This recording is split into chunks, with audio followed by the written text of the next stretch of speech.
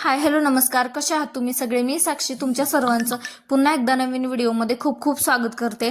तर आज आपण बनवणार आहोत अगदी घरच्या घरी कमी साहित्यातून आणि खायला एकदम स्वादिष्ट अशी गुळाची चिक्की.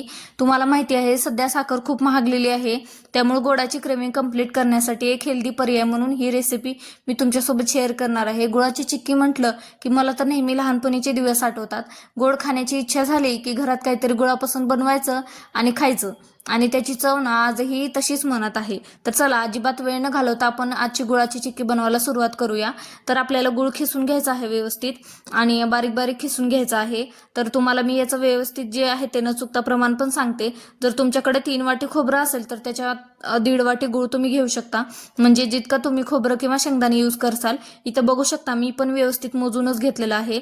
जर तुम्ही पण असंच केलं तर तुमची रेसिपी अजिबात चुकणार नाहीये. तर आणि तुम्ही चक्कीसाठी जर सेंद्रिय गूळ वापरला ना तर खूपच छान. अजिबात त्याच्यामध्ये थोडीही भेसळ नसते. तर माझ्याकडे अवेलेबल नव्हता त्यामुळे मी साधाच गूळ वापरलाय. जर सेंद्रिय गूळ वापरला ना तर यामध्ये मी फक्त 2 इन्ग्रेडियंट्सचा वापर केलेला आहे. तुम्हाला जर याला आणखीनच हेल्दी बनवायचं असेल तर तुम्ही ह्याच्यामध्ये ड्राय फ्रुट्स, सीड्स किंवा शेंगदाणे हे ऍड करू शकता. त्यामुळे आणखीन तुम्हाला खायला मजा येईल. तर तुम्ही पुढे रेसिपी बघत राहा. जशी मी बनवले तशी बनवली तर अजिबात तुमची रेसिपी चुकणार नाही याची मी खात्री देते. आणि मी तुमच्यासोबत आणखीन अशा छान छान रेसिपी शेअर करणार आहे. आता गॅस ऑन करून फ्लेम बारीक करून त्याच्यावर कढई ठेवा आणि त्याच्यामध्ये थोडंसं तूप घ्या.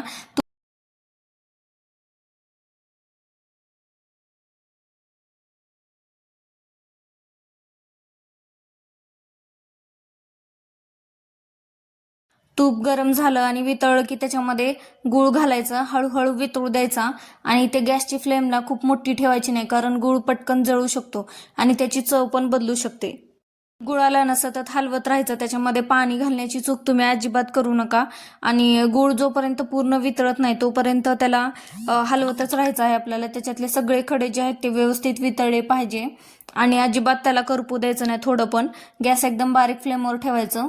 आणि तर एक गोष्ट खूप महत्वाची आहे, गुळाचा पाक जर योग्य झाला तर पाकाची कन्सिस्टन्सी योग्य नसेल तर चक्की व्यवस्थित सेट होणार नाही आणि ताटातून बाहेर पण निघू शकणार नाही.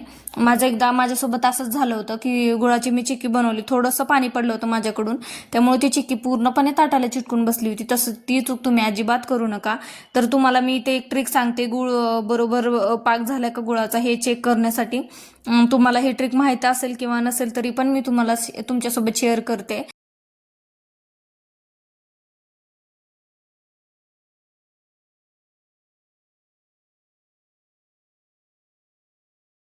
पाक परफेक्ट झाला की नाही हे बघण्यासाठी एका वाटीमध्ये पाणी घ्या आणि त्याच्यामध्ये गूळ जे आहे ते थोडंसं उलथण्याने किंवा कशाने तर टाकून बघा. आणि त्याची जर गोळी तयार झाली किंवा जर तो घट्ट झाला लगेच तर तो परफेक्ट तयार झाला असं समजायचं. मग त्याच्यामध्ये सगळं जे खोबऱ्याचं मिश्रण आहे, आपण केलेलं खोबरं किसून घेतलेलं, तर ते टाकायचं आहे आणि त्याला व्यवस्थित सगळं मिक्स करायचं आहे.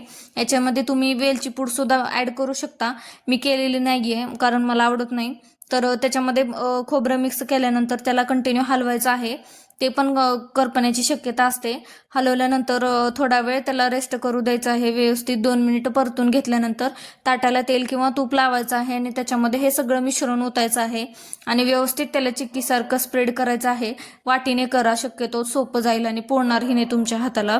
त्याला व्यवस्थित स्प्रेड केल्यानंतर त्याला थोडा वेळ रेस्टसाठी ठेवायचं आणि त्याला एक 5 मिनिट रेस्टसाठी ठेवल्यानंतर किंवा लगेच तुम्ही कट करू शकता, नंतर पण कट केलं तरी चालेल. मी लगेच कट केलं हे त्याला.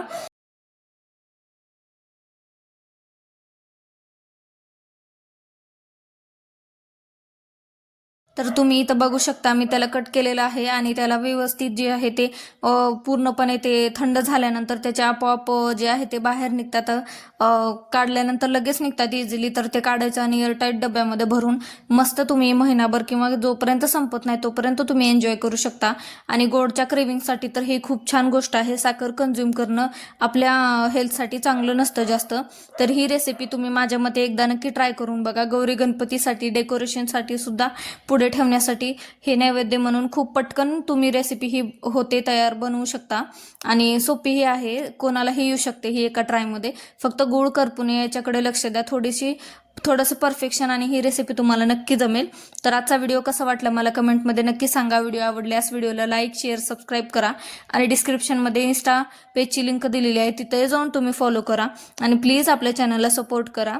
असेच छान छान व्हिडिओज मी आपल्या चॅनलवर टाकणार आहे. इथून पुढे पण आपल्या चॅनलवर छान छान रेसिपी, छान छान व्हिडिओज येत असतात.